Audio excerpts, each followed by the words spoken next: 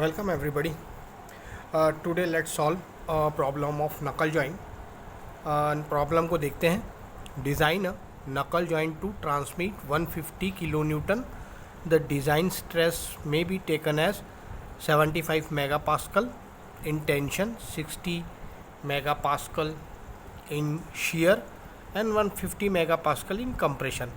हिंदी में देखने की कोशिश करते हैं कि एक नकल जॉइंट की डिज़ाइन कीजिए जो कि 150 किलो न्यूटन तनन में है, यानी कि टेंशन में है, और साथ ही साथ ये 75 मेगापास्कल टेंशन में, 60 मेगापास्कल शियर में और अपरूपण जिसको बोलते हैं, और 150 कंप्रेशन में.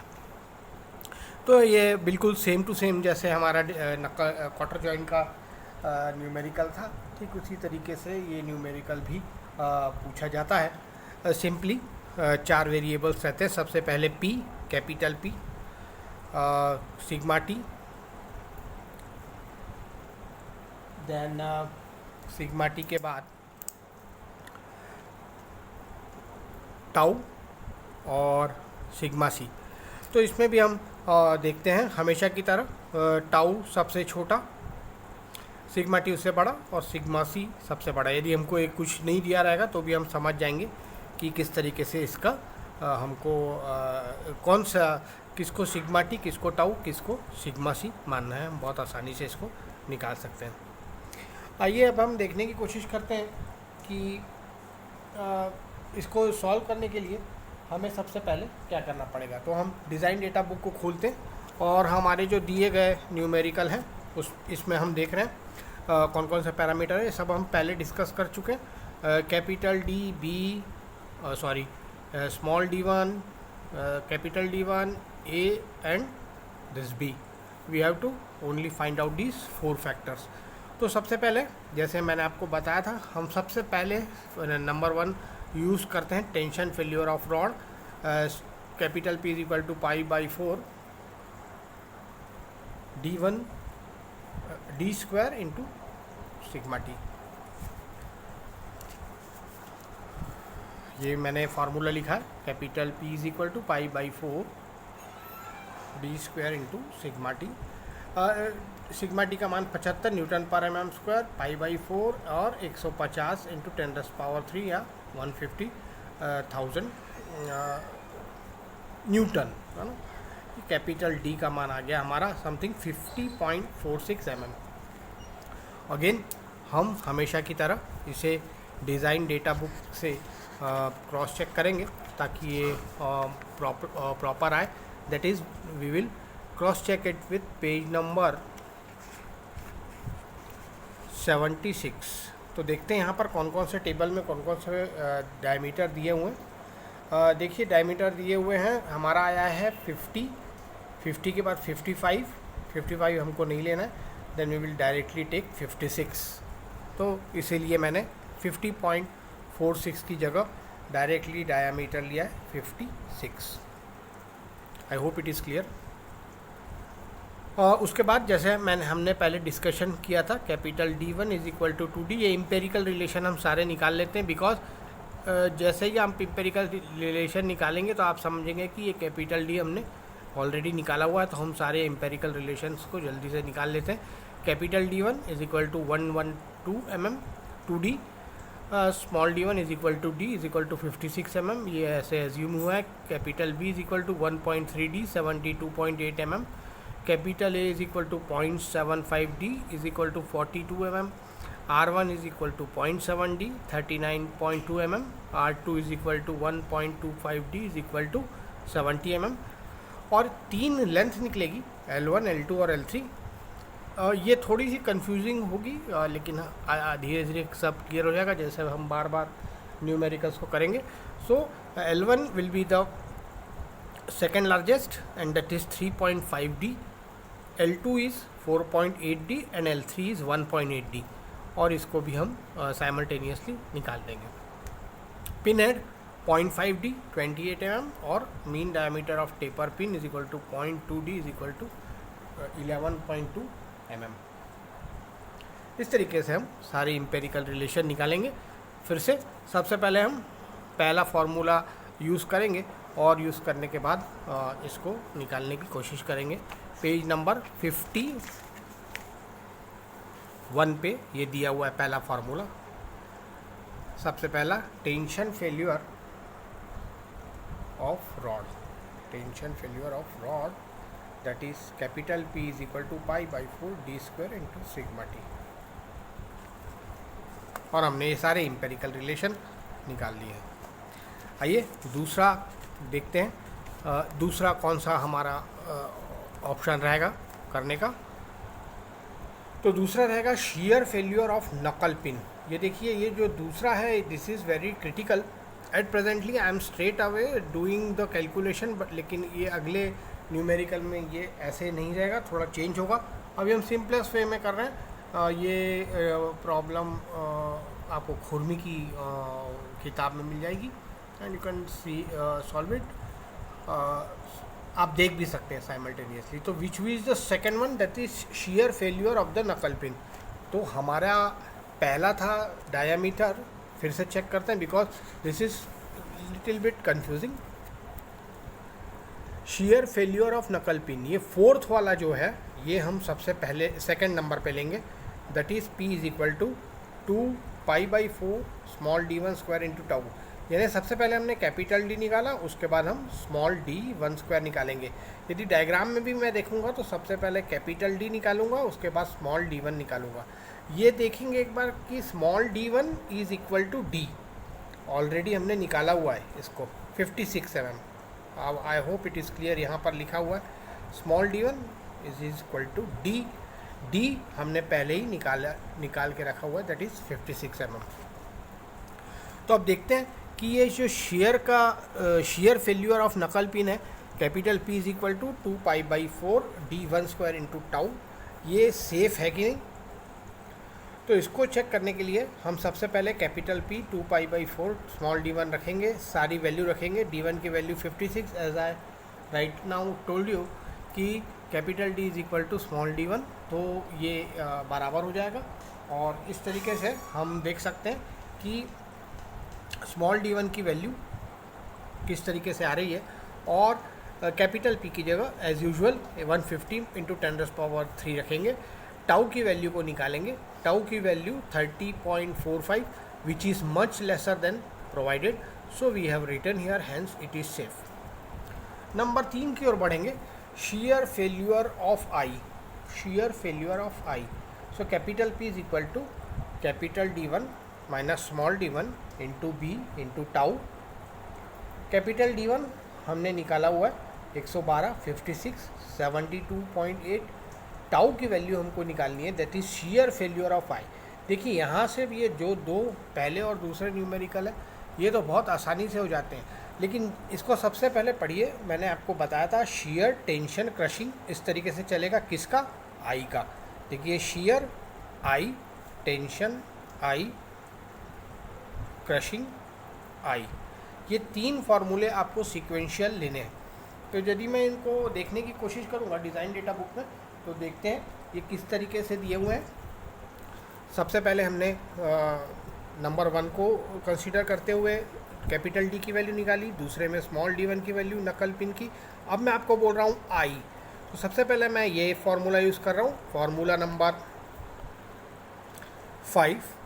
उसके बाद मैं करूँगा सेकेंड, फिर 7th, फिर से शीयर आई, टेंशन आई, क्रशिंग आई, ये सीक्वेंस रहेगी।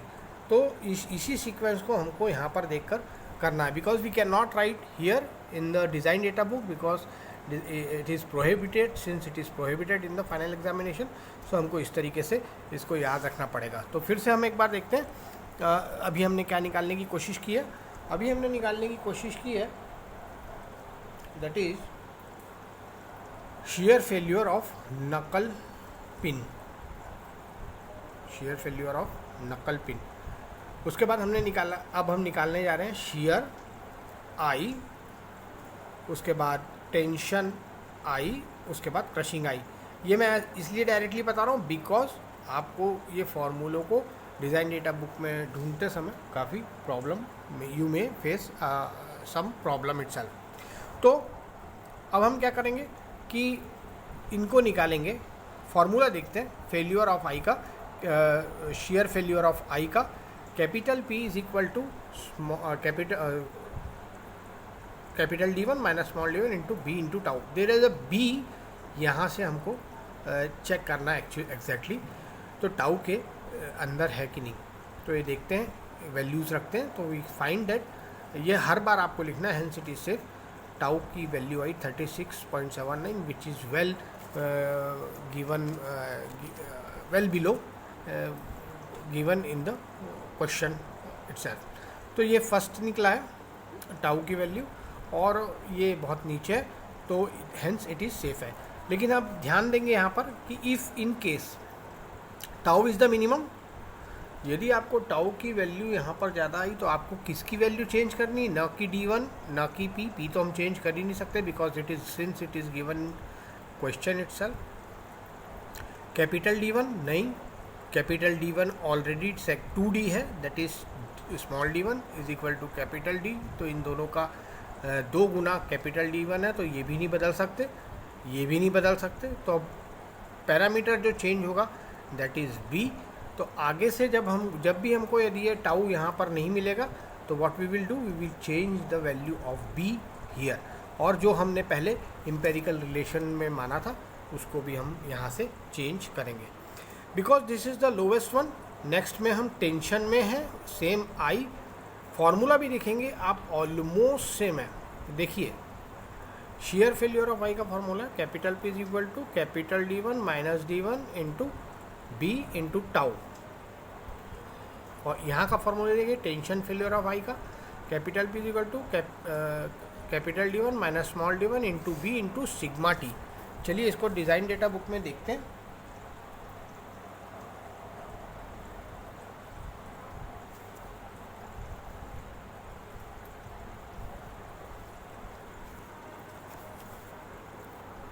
Tension failure of eye that is capital D1 minus small D1 into B into sigma T. Shear को देखते हैं capital D1 minus small D1 into B into tau. तो ये दोनों एकदम एग्जैक्टली सेम है, बिल्कुल सिमिलर। तो आंसर भी जब आप निकालेंगे, चूँकि हम सिग्मा पहले में हम टाउ के लिए निकाल रहे थे, अब सिग्मा टी में निकालेंगे तो आंसर भी आपके बिल्कुल सेम आएंगे। That is 36.79 is the answer for tau. Sigma T का भी आंसर आपका कितना आएगा, same, because we are not changing any parameters. So this is all, this will be automatically be in safe condition. So both are safe. Next देखते हैं crushing failure of the pin in eye. तो जब pin in eye को देखते हैं capital P is equal to small D1 B into sigma C। ये जो है ये एकदम सेकेंड लास्ट इक्वेशन है हमारी आई की, page number 50। Crushing failure of pin in eye की, तो small D1 into B into sigma C, small D1 into B into sigma C, यानी 56 इंटू बी जो भी हमने लिया था वो पैरामीटर एंड सिग्मा C के अंडर में हमको करना है। तो देखिए यहाँ पर हमने ये सेम लिया है, पैरामीटर्स को रखे, P is equal to 150 into 10⁻³ 56 into 72.8 sigma C। So sigma C is equal to 36.79, same, almost same, there is no change. 112 minus 56 था, यहाँ पर हमने डायरेक्ट 56 लिख दिया। All are parameters are same and all the answers are also same. C 36.79 automatically ये safe आता है। देखिए नकल जॉइंट बहुत इजीली और बहुत जल्दी सॉल्व होते रहता है।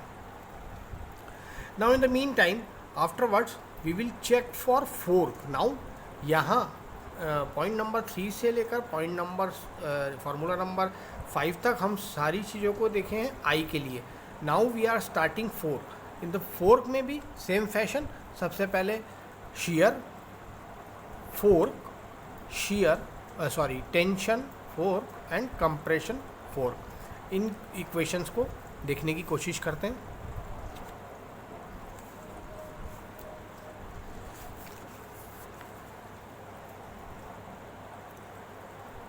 shear force failure of fork, ये हमारा पहला इक्वेशन रहेगा 2 capital D1 minus small d1 into A into tau.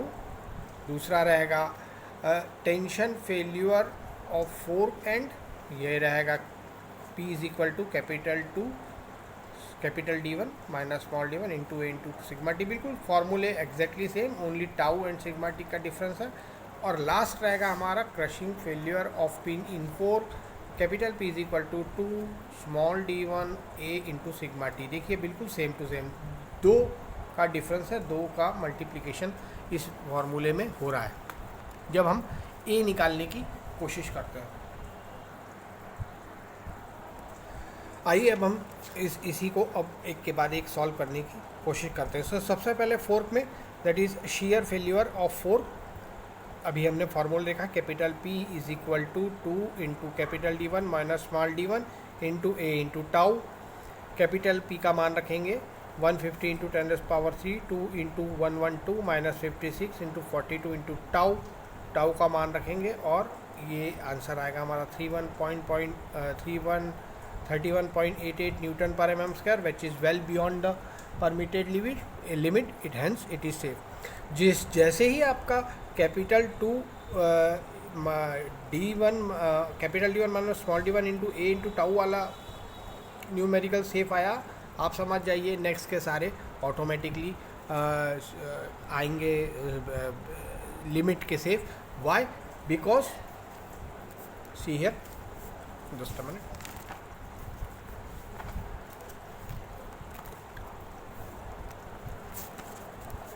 अब देखिए टेंशन फेल्यूर ऑफ फोर्क करते हैं तो same formula as I told you earlier, we have done it already, कि 2 into capital D1 minus small d1 into A into sigma T, 150 into 10⁻3, 2 112 minus 56 42 sigma T. Sigma T 31.88 newton पर mm square, same answer as earlier and hence it is safe. And last crushing failure of the pin in 4, तो P is equal to 2d1 A sigma C, और इसको भी निकालेंगे तो ये आया 31.88, hence it is safe. So everything is safe. This is one aspect of solving this problem of knuckle joint, but this is we will change quite bit, procedure को हम थोड़ा सा चेंज करेंगे नेक्स्ट कमिंग सेशंस में। ये elementary स्तर पर यदि आपको करना है तो आप इस तरीके से इस नकल जॉइंट को सॉल्व कर सकते हैं। अब लास्ट बट नॉट लीस्ट, यदि आपने इसको सही तरीके से मार्केशन नहीं किया है तो दिस में क्रिएट ट्रबल, बिकॉज आपने जॉइंट तो डिज़ाइन कर लिया है, उसको सेफ भी लिया है, but if you have not shown in a pictorial presentation then ये वर्थ है। तो इसको सॉल्व करने के लिए हम ध्यान देंगे। अब हम इसको डिटेल में देखते हैं कि किस तरीके से हम डिज़ाइन डेटा बुक की सहायता से इसकी मार्किंग करेंगे, what is R1 and R2। और ये सारी चीज़ें तो हमने, सारे पॉइंट्स तो हमने पहले ही निकाल लिए। Small d1 you know, capital D, B की वैल्यू, ये B, A की value, this distance is A, ये देखिए ये A, ये B, ये स्मॉल d1, ये कैपिटल D1, ये कैपिटल D। मेनली देखेंगे तो हमको सिर्फ 4 फैक्टर्स मस्ट है, small d1, capital D1, capital B and capital A, and this is capital D। यदि हम न्यूमेरिकल्स में भी देखें नकल जॉइंट के, तो हम देखने में हम पाते हैं कि हम इन्हीं 4-5 पैरामीटर्स के आसपास ही घूमते। There is no other parameter other than capital P और सिग्मा C और tau and sigma T, sigma C। तो यहाँ पर देखिए कैपिटल D, उसके बाद capital D1 into small d1, then A, इधर B, यही सारे आपको फैक्टर्स दिखेंगे। There is nothing else, in 4 factors के अलावा कोई भी फैक्टर्स नहीं है।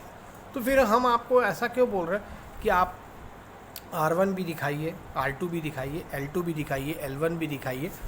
ये जब तक आप दिखाएंगे नहीं तब तक आपका वो जॉइंट कम्प्लीटली डिज़ाइन नहीं होगा। वाई? देखिए आपको ये सारी चीज़ों को थोड़ा सा समझना पड़ेगा। तो आप इसको कैसे समझेंगे? मैं इसको आपको फिर से बताता हूँ. So let's understand first what is R1 and what is R2. ये देखिए, ये R1 है. R1 is equal to 0.7 D. तो हमने इसको R1 माना और पिक्चोरियल प्रेजेंटेशन करते समय भी हमने इसको R1 लिया and that is 0.7 D. What is R2? R2 is 1.25 D. ये देखिए मैंने R2 को प्रेजेंट किया हुआ है. R2 is equal to 1.25 D. जो भी आएगा आपने पहले निकाला हुआ एम्पेरिकल रिलेशन में, इसको आपको सिर्फ यहाँ पर लिखना है. इसको आप ध्यान में रखेंगे. नेक्स्ट देखते हैं हम व्हाट इज स्मॉल d1. अब ये small d1, capital D1, B और A आप आसानी से लिख सकते हैं because you have calculated here in the numerical. What we are talking of, rest of the joint that is pin head, pin hole, L1, L2 and L3. ये क्या है, इसको हम समझ बिकॉज यदि आप इसको प्रेजेंट नहीं करेंगे तो आपका ये जॉइंट कंप्लीट दिखेगा नहीं. You must complete all this dimension then only you can show. तो दूसरा पैरामीटर है. अब हम बात करते हैं लेंथ की. सो सी हियर मैंने आपको बताया this is L1, this is L2 and this is L3. 3 lens की बात की है. तो देखिए दिस इज,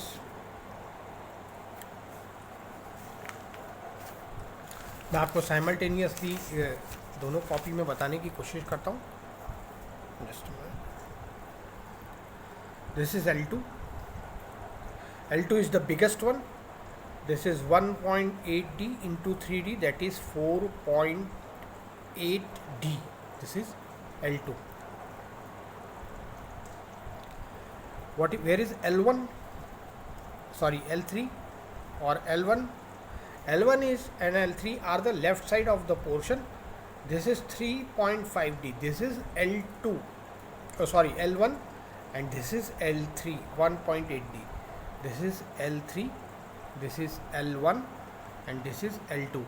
तो जब हम L2 को प्रेजेंट करेंगे, देखिए सेंटर टू सेंटर डिस्टेंस से है, यहाँ से स्टार्ट हो रहा है और यहाँ तक गया है. तो पिक्चोरियल प्रेजेंटेशन में हम कैसे करेंगे, इसकी सेंटर लाइन से खींचेंगे और कहाँ तक ले जाएंगे, पिन से ये यहाँ तक. This is L3.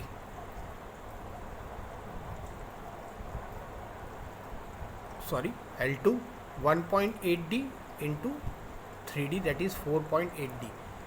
1.8D that is L3.